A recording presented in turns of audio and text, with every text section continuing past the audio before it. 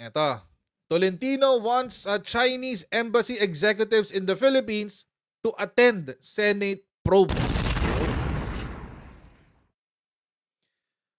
Alam nyo, mga kotsero, eto may nag-comment kanina, bakit wala pa yung sa secret deal? Masasagasaan dito yun eh, yung secret deal. Tatamaan dito yun. Sigurado. Kapag pinag-usapan na kung ano yung content, matatamaan dito yung secret deal. Kaya nga sana, sana in the future, no, imbitahan na pumunta sila Harry Roque, maganda, imbitahan din niya. Papaatenin niya si Alan Peter Cayetano. Oo, napakaganda nun. Kung pupunta si Alan Peter Cayetano.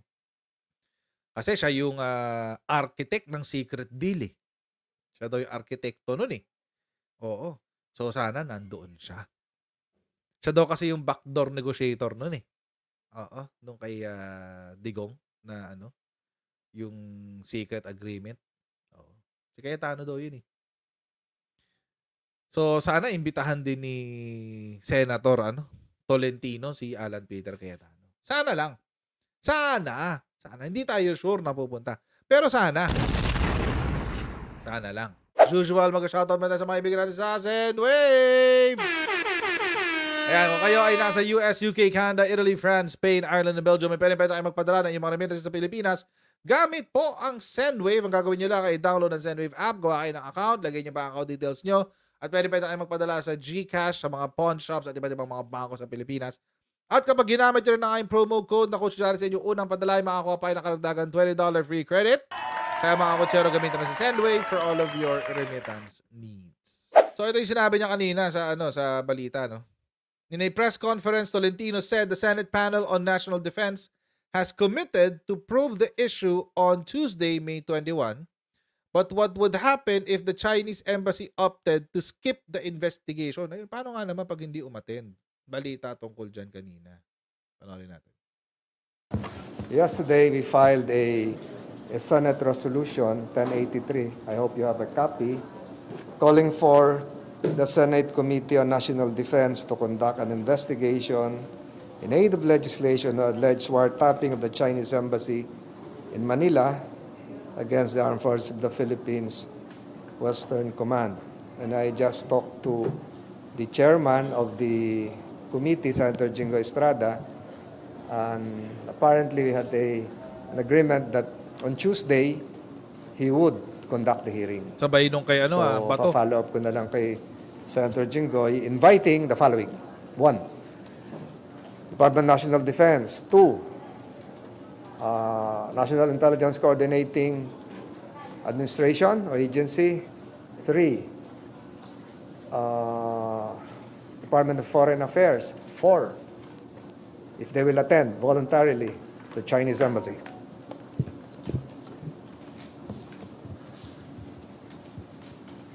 We have heard of a pending investigation that will be conducted by the National Bureau of Investigation concerning the matter, and it is a serious breach of existing international law for an embassy, a foreign embassy, to violate internal and domestic laws of a host country. And I'm referring now to Republic Act 4200 or the Anti-Wiretapping Law. So ito yung violation. Hindi pa kayo nagtatanong, siguro ang sasabihin ko na lang, ano yung consequences? We have precedents. If you can do an additional research, 2020, the Chinese embassy hacked the Australian Parliament. Grabe. 2018. Grabe si China. The Russian. Grabe si China. Hinak yung Australian Parliament. Kaya, hayop talaga tong Chinese embassy. Tigas ng mukha. Ibang level, guys. Ibang level. The Russian 2018 Russian diplomats were expelled from the U.S. consulate in Seattle. 2018, after the alleged poisoning of a prominent Russian citizen by the name of Sergei, I forgot the last name. 23 Russian diplomats were expelled from the Russian embassy in London. So kung ano man yung kalalabasan itong investigasyon, the content would be extraneous to the investigation. Ang gusto lamang patunayan dito ay kung nagkaroon ba talaga ng wiretapping. What would be the consequences? Consequences, one, pwedeng i-declare na persona non grata. Pag persona non grata, Alis. pauwiin. Right. Number two, it can lead, I'm not preempting what the Department of Foreign Affairs would do. It can lead to the Department of Foreign Affairs calling for the reduction in size of the personnel of the Parang embassy. magiging meko. Pwedeng, kasi yung lahat po yan, especially the non-diplomatic personnel, yung administrative, yung clerical, yung staff, yung cook, yung driver, ini-issuehan niya ng visa ng Pilipinas. Pwede i-cancel yung visa, umuwi muna. Ganon yung ginawa doon sa mga ibang insidente. And it can even lead to a downsizing of the Chinese embassy here in Manila. Depende ho yan kung ano yung mapapatunayan. So these are all speculations, pero yung sinabi ko kanina, 2018, 60 Russian diplomats were expelled in their consulate in Seattle. Madami-dami yon. I have here the exact number of the Chinese personnel in the following places in the embassy in Manila. Hindi ko naman babanggitin kung ilan kasi in fairness to them and in compliance with existing diplomatic protocols, they have a consulate in Cebu, they have a consulate in Davao, and surprisingly, they have a consulate in Ilocos Norte. So, ano yan eh? Dahil kay Aimee yan eh. Dahil kay Aimee yan, kaya ganyan yan. So, di rin magtataka kung meron sa Ilocos. It's because of that. madami sila. So kung ano yung magiging resulta ng investigasyon nito, the Philippines can reassert its right to implement Philippine laws. Batas natin yung 4200, wiretapping law, that's espionage. Espionage yan. Delikado yan, guys. Sobrang delikado yan. Ang pag-uusapan na dyan, national security na natin. It's a national security issue. Hindi yung maliit na bagay yan. Kasi, baka kasi iniisip nyo, nag-record lang naman ng phone call. Anong diferensya? Ginagawa ko rin naman yan kapag meron akong gustong sunugin na tao. I-record ko yung usapan namin. Tapos, pag inonsi ako, paparinig ko sa kanya. Huwag nyo pong gagawin nyo nang walang consent. Baka kasuhan kayo ng anti-wiretapping. Bawal ho yun. Huwag ganon. But anyway, magpaalam muna kayo. Sabihin nyo, pare, nire-record ko yung usapan natin para may babalikan tayo. Ganun ang sabihin nyo. Para hindi kayo makasuhan. Pag pumayag siya, di go. Pag hindi siya pumayag, di magduda ka na kasi meron siyang gusto itago. Balikan natin yung background. Bakit umabot tayo sa ganito? Pinag-usapan natin ito kahapon not in so much detail, pero konting history. Naalala nyo nitong actually hindi nga lang itong first few weeks ng May. Mga last week ng April pinag-uusapan na to kasi naalala ko nung pinanood namin yung Miss Saigon, kung saan nakita ko si Assistant Director Jonathan Malaya. Kita ko siya, pa-picture ako Anyway, pinag-uusapan na to. Pag uwi namin, pag-check out namin, pag uwi namin ng misis ko. Tao dito. Yun yung tinapi ko if I'm not mistaken. Tinapi ko na siya sa live stream. So, medyo matagal ng usapan 'to. Pero lumala lang siya nung naglabas ng statement ang China na ilalabas daw nila yung audio recording. Doon siya lumala. Actually, hindi na nga 'to pinapansin ng gobyerno. Hindi yan pinapansin. Sabi lang, wala namang bagong agreement. Wala namang new model na yan. Walang kwenta yan. Si China may pinaglalaban. May pinaglalaban si China eh. Ano sabi? Sige, pag hindi kayo magbaliktad ng sinasabi, lalabas namin yung audio recording. Ayun na. Doon na nag-react ang ating security sector. Alala nyo, di ba kahapon, pinag-usapan natin. Nagsalita si Gibo. Kung sino man yan nag-wiretap na yan, dapat makick out yan ng Pilipinas. Secretary Gibo nagsabi kahapon nung pumutok yung issue na yan. Ganun ang naganap. Tapos sumunod agad si Secretary Anyo nung sinabi niya, na sumasang-ayon kami sa sinabi ni Secretary Gibo kung sino man yan. Dapat imbestigahan na yan ng DFA at palayasin na sa Pilipinas yan. Lalo na mga kotsero, hindi pa nga nilalabas yung audio eh. Naglabas sila ng transcript. Although hindi naman ito mabavalidate, hindi naman ito ma-check. Hindi natin malalaman kung saan galing to. Kaya mga kotsero, nagpa-Senate hearing na itong si Senator Tolentino. At ang kanyang magiging topic, ang topic ng kanyang hearing is not actually the secret agreement, hindi yung secret agreement. Ang topic niya is yung wiretapping. Kasi mga kotsero, yun yung paglabag sa batas ng Pilipinas na naganap eh. Sa sobrang seryoso niyan, actually, pati si NBI, naki-join na. Iimbestigahan daw nila yan. Ang gusto lamang patunayan dito ay kung nagkaroon ba talaga ng wiretapping. Magsasagawa ng pagdinig ang Senate Committee on National Defense kaugnay ng posibleng paglabag sa anti-wiretapping law ng Chinese Embassy.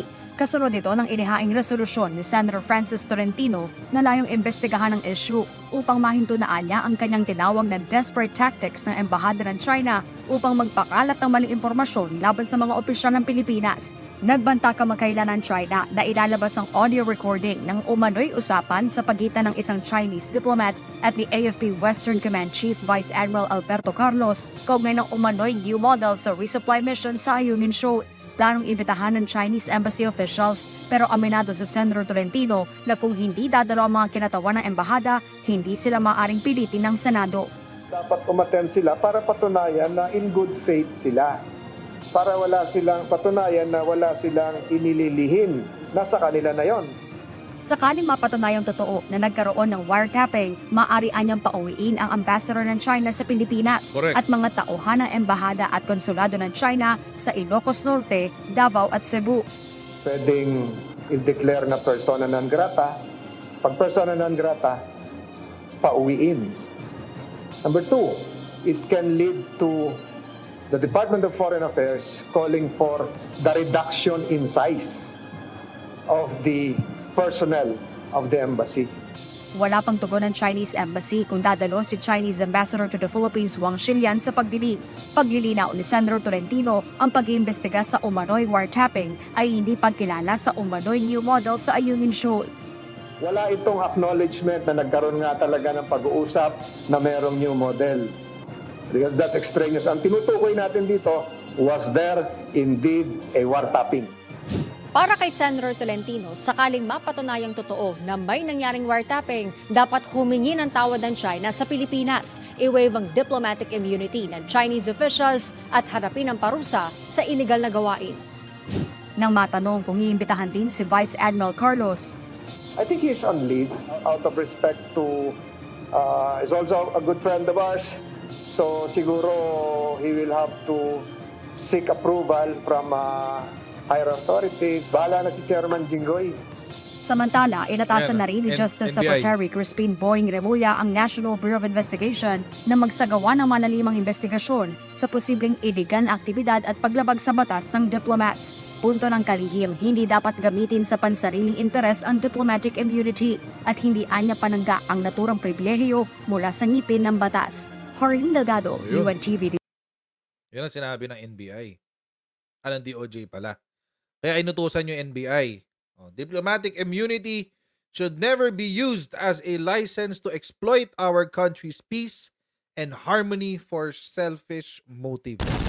Yan. So it seems mga kotsero, yung gobyerno natin is, isa ang direksyon papunta tungkol dito sa issue na to. Iisa yung kanilang damdamin. Oo.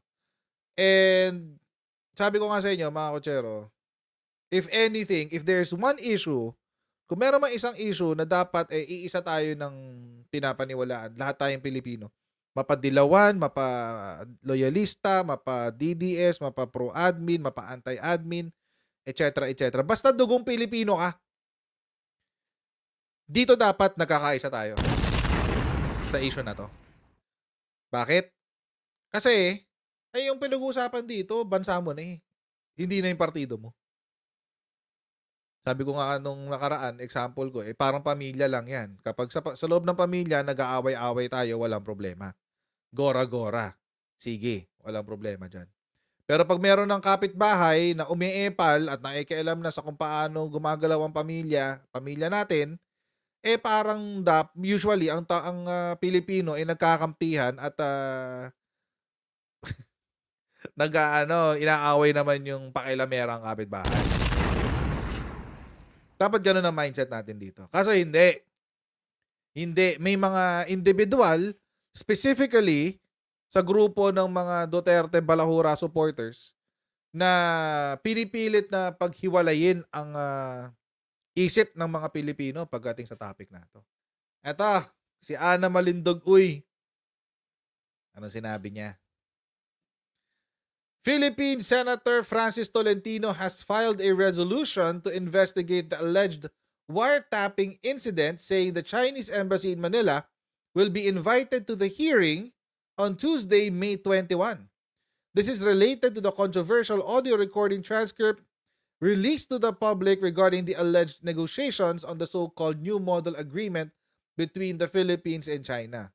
In this regard, it is imperative, napakahalaga daw, na tanungin, to ask if it is prudent and within the bounds of international law governing diplomats to subject the Chinese embassy officials in Manila to a Senate hearing for Tuesday, May 21 as proposed by Senator Tolentino. Sabi ni Ana Malindog, uy, dapat bang papuntahin ng embahada ang mga representante ng embahada ng China sa isang Senate hearing? Sabi niya. I think this matter raises complex questions under international law. Before proceeding with such Senate hearing, I hope Senator Tolentino will try to ponder the following considerations. Mag-isip-isip ka daw muna, Senator Tolentino. Mag-isip-isip ka raw muna. Una, basa. Sabi niya. Basahin mo, sabi niya, sabi ni Ana Malindogoy. First, take a look and study at the Vienna Convention on Diplomatic Relations 1961. Specifically, Article 31. Yan. According to the Vienna Convention, diplomats enjoy immunity from jurisdiction of the host country's courts and other authorities. Sige, mamaya puntahan natin yan. I respectfully disagree. This immunity is intended to allow diplomats to perform their duties without fear of coercion or harassment by the host country. Uy, tayo pa raw yun ang haharas. Tayo pa raw yun ang haharas, guys. Ang gustong sabihin dito ni Ana Malindog. Uy, yung Senate hearing pa raw ay isang pamamaraan ng harassment. Dito, no? Sabi. Oo. May immunity daw kasi ang mga diplomats. Totoo naman yan. May diplomatic immunity naman talaga sila. They are exempt from criminal and civil criminal persecution and civil cases. Hindi sila pwedeng kasuhan basically. Yun lang yun. Hindi mo sila pwedeng kasuhan. Except may exceptions yun. Pero mamaya natin pag-usapan. Sabi, they cannot be prosecuted or sued under the host country's laws. Totoo naman yan. Oo, agree ako diyan. Tama diyan si Ana Malindog Uy. Pero mga kotsero, there are exceptions. Ulitin ko po mga kotsero, sa 2 taon na nag-aaral tayo para maging abogado, isa po sa mga natutunan natin mga kotsero, sa lahat ho ng batas na or karamihan sa mga batas na isinulat sa ating bansa, meron kang general rule at meron kang exemptions. Halos lahat 'yan. Siguro mga good 80 to 90% ng mga batas natin sa Pilipinas, meron kang general rule at meron kang exemptions. Mamaya, pag-usapan natin. It also applies dito rin sa Vienna Convention on Diplomatic Relations noong 1961. Meron din dyan. Furthermore, sabi, the principle of sovereign immunity also protects foreign states and their representatives from being subjected to the legal processes of another state. Inviting Chinese embassy officials to testify in a Senate hearing could be perceived as a violation of this principle. Okay, wala problema. Sige. In my humble opinion, I think the issue could be addressed through diplomatic channels so that sa DFA na lang daw, sabi niya. Etc. etc. Ayaw nila ng Senate hearing. Pinagtatanggol nila si Chinese embassy.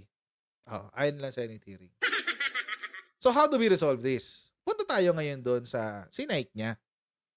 Yung ano mismo, yung dokumento mismo ng Vienna Convention on Diplomatic Relations 1961. Yan ang pag-usapan natin. Kasi hinighlight niya yung Article 31 eh. Sige. Ito yun. Ayan o. Vienna Convention on Diplomatic Relations. Okay. Yan. Number 1, first question. Signatory ba ang China dito? Yes, they are signatories. Ayan, sana yan? China, ayun. November 25, 1975 sila pumirma. Signatory ang China, 1975. Ang Pilipinas, ganun din. Tayo naman, 1961, tapos na-ratify yata siya 1965. Tama, na-ratify siya ng 1965. Siya na yun. Ayan. October 1961 tayo pumirma, na-ratify siya ng ating gobyerno 1965. So, signatories tayo pareho, no? Signatories pareho. So, at least malinaw. Puntahan ngayon natin yung Article 31 na sinabi ni Ana Malindog Uy. Article 31. Siyempre, kailangan naniniwala tayo sa mga sinasabi ng eksperto. Ito sabi, a diplomatic agent shall enjoy immunity from criminal jurisdiction of the receiving state. He shall also enjoy from immunity from its civil and administrative jurisdiction except in the case of, sabi sa inyo, may general rule eh. Ano ang general rule? May immunity sa criminal at civil jurisdiction. Yun ang general rule. Ano yung exemptions? Exemption is a real action relating to private immovable property situated in the territory of the receiving state unless he holds it on behalf of the sending state for the purposes of the mission. So, mga bahay. Real property. Action in real property. So, for example, umuupa sila, hindi nagbayad. Yun. Action in real property. Ganun yun. Pwede silang doon, mapasok sa civil jurisdiction. Yun. Ano pa? An action relating to succession in which the diplomatic agent is involved as executor, administrator, heir, or legatee as a private person and not on behalf of the sending state. So, for example, may namatay na kamag-anak. May property sa Pilipinas yung namatay na kamag-anak. At magmamana si diplomat. Yun. Kailangan siyang sumali sa tawag dito? Probate. Sa probate proceedings. Kasi, pamana eh. So, kailangan siyang sumali. Basta itong individual, si diplomatic agent, ay nagre-representa ng kanyang sarili in his private capacity. Not as not on behalf of the sending state. Ayan. So ito yung pangatlo na exemption. An action relating to any professional or commercial activity exercised by the diplomatic agent in the receiving state outside of his official functions. So, halimbawa, may personal transaction na ginawa. Tapos, na-violate yung personal transaction. O, pwede siyang makasuhan doon. Basta it is outside of the receiving state official functions. So, yun. So, may mga ano ka? May mga, tawag dito, exemptions. Ito pa isa, a diplomatic agent is not obliged to give evidence as a witness. O yan. Dito ngayon papasok si Senate hearing sa number 2. Kasi kapag siya ay pupunta as a resource person sa Senate hearing, siya ay uupo doon bilang isang witness. Testigo. Resource person ka eh. And you can only testify based on what you know personally. First-hand information. At dahil nanggaling sa kanila yung impormasyon na merong audio recording, sila yung may first-hand information. Tama ba? Galing sa Chinese Embassy yung audio recording daw eh. Sila daw ang nag-record eh.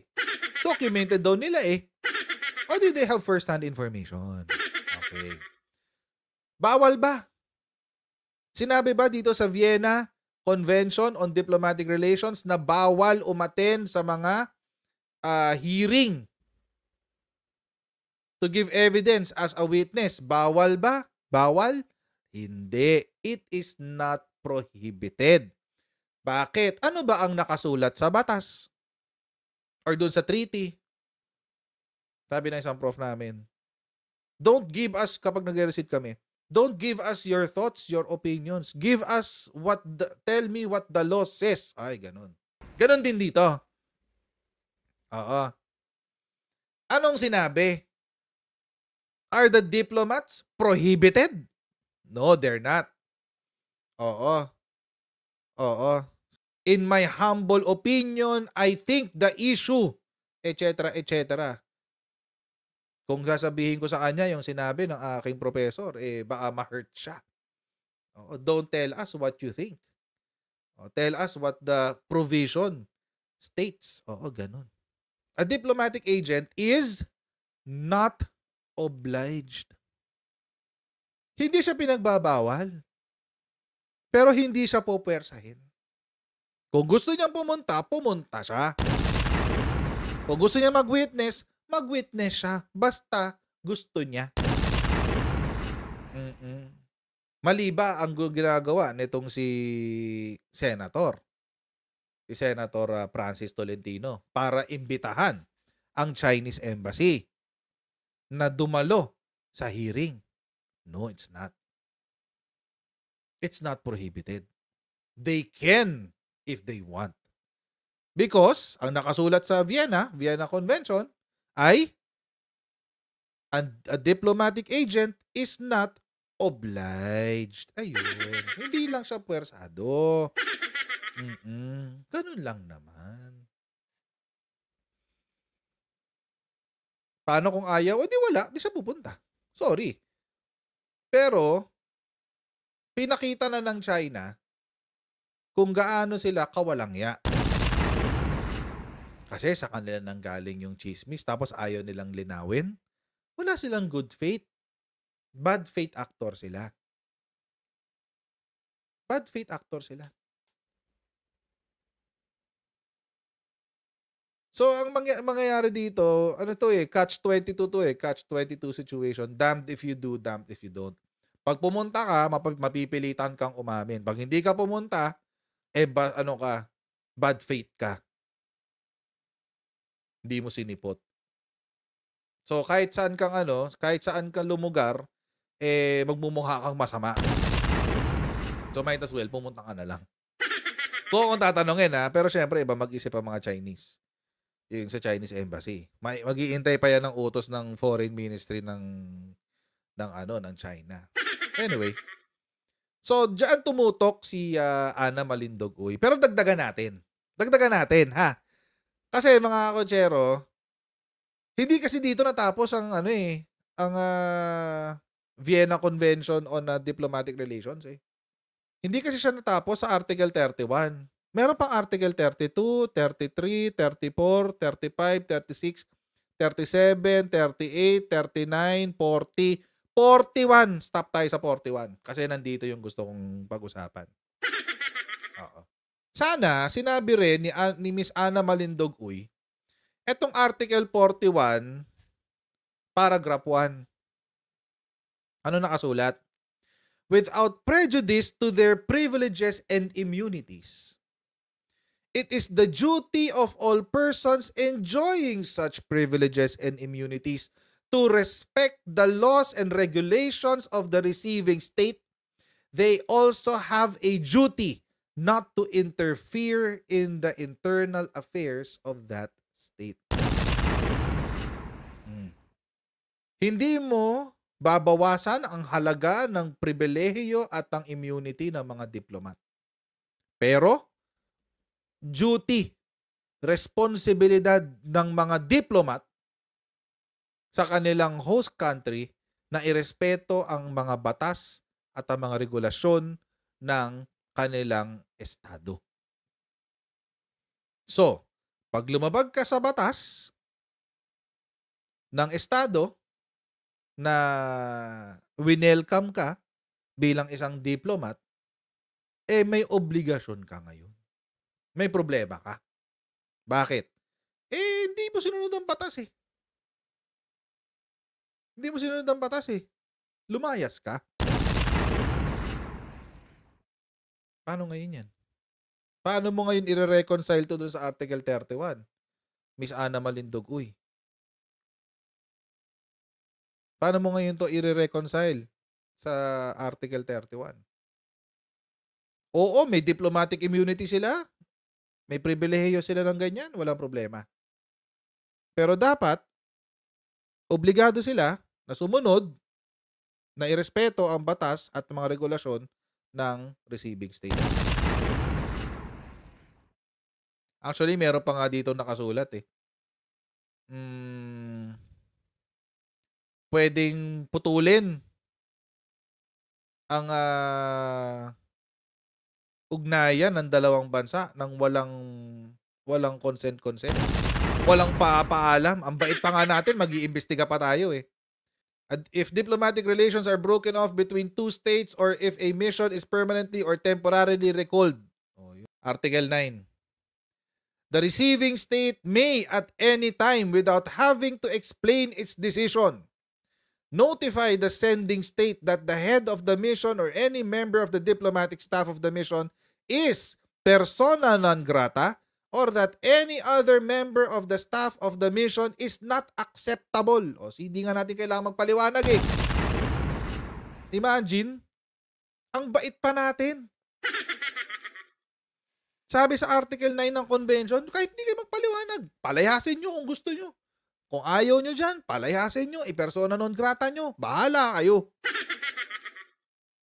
Yan ang sinabi sa Convention. Hindi nyo kailangan paliwanag. Ang bait pa nga natin eh. Magpapa-imbestiga pa tayo, binibigyan pa natin sila ng pagkakataon magpaliwanag. Totoo lang, nakakaya naman. May pagtatanggol pa talaga sila sa China, promise. Hindi naman kailangan. Ay, nako. Kailan nyo pipiliin ang Pilipinas? Piliin mo ang Pilipinas. Viral ngayon yung kantang yun eh.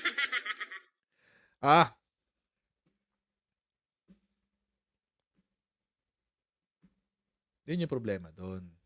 Sana kasi kinumpleto na lang ni Miss Ana Malindog Uy yung kanyang paliwanag. Because yung ginagawa ni Senator Francis Tolentino is within the bounds of the convention on the Vienna Convention on Diplomatic Relations. Kasulat naman eh. I'm sure alam niya yan. I'm sure alam yan ni Ana Malindog Uy. I'm sure alam niya yan. Hindi lang niya in-highlight. For whatever reasons, hindi natin alam. But I'm sure alam niya yan. Yun lang. Hindi niya sinama sa kanyang kwento. Sana sinama niya para mas buo yung kwento. Para mas naiintindihan natin lahat. Di ba? Kasi kung isang aspeto lang ikukwento mo, o di wala, talo. Kasi isang parte lang ang naiintindihan natin. Buti na lang. Buti na lang malikot ang utak ko. Buti na lang malikot ang utak ko, di natutuklasan ko yung mga bagay na ganyan. Di ba? Pero hintayin natin, malay natin, di ba? Sa investigation ni Senator Francis Tolentino, malaman na walang kinalaman ng China. Pag sinabi ng China na wala silang kinalaman dyan, o di walang audio recording. Kung walang audio recording, walang transcript. So, ba't kayo nagkakalat ng fake news? Diba? Kasi pag sinabi ng China na we don't have that kind of a recording, sabihin ng China, halimbawa, ba't sinabi nyo na meron? Ba't naglabas pa kayo ng transcript?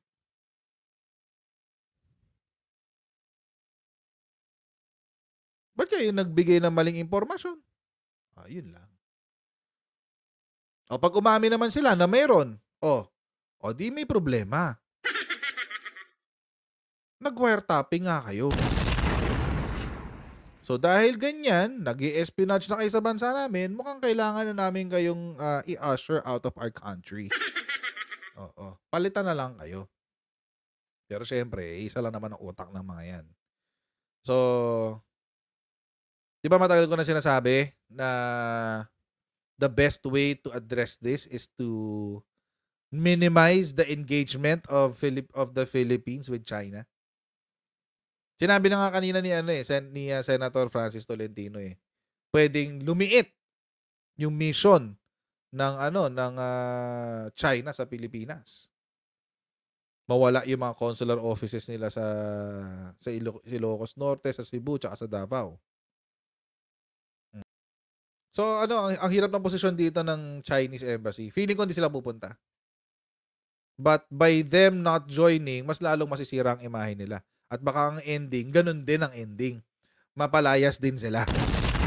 Ganun pa rin. Either way, talo sila So might as well, humarap na lang sila, pagtanggulin lang yung sarili nila. That's the best strategy.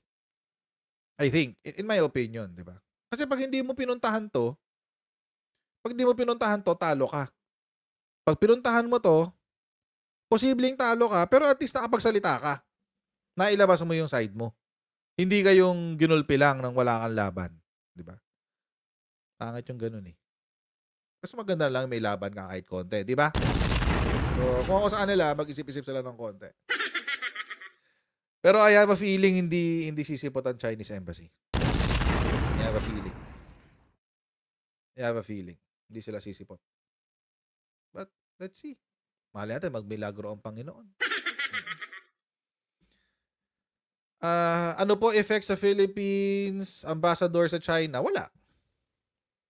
Wala naman tayong ginawang mali dun Unless ipa-recall natin, pwede rin yun. That officially ends our diplomatic relations with China. Yun. Pwede naman yun. Kasi pag pinaliit mo lang yung mission, technically, hindi mo naman tinanggal yung embassy. Nandiyan pa rin sila. Pinaliit mo lang yung mission. Hindi, kumbaga, kung kumpara dati, mas malaki yung reach nila, ngayon mas konti, Manila ka na lang. Hindi ka na sa buong Pilipinas, Manila ka na lang. So, I don't think there is although ngayon may effect na, puro daw, nakakuha daw ng hate mails yung Philippine Embassy sa China. Puro daw hate mails. But, it is what it is. Feeling ko nga drama lang yun ng China kasi di ba sa Pilipinas nagrarally sa harapan ng Chinese Embassy. So, feeling ko drama lang din ng China yun. Wala nga silang pera may oras sila para mag-hate mail. Di ba? Naghihirap na nga sila Panoorin nyo, yung nawawala na ang middle class ng China, nauubos na sila. Kasi nagmamahal ng sobrang bilihin dun. Dahil sa real estate crash nila. Tapos may trade war pa ngayon, pinagbawal na yung tinaasan pala yung tariff ng solar panels at saka EV papuntang Amerika. Ang taas 27%. Ang taas ng tariff, guys. Sobra.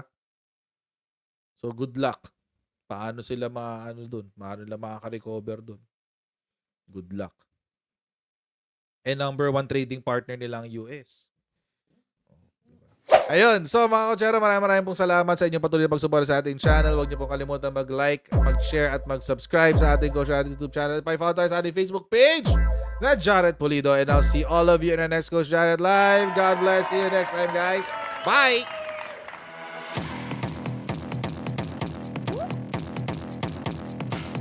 Pag ganun, huwag natin gawing tanga mga Pilipino. Mas maganda kasi nasa lugar ka ng tama kaysa yung pinipilit mo yung pagkakamali.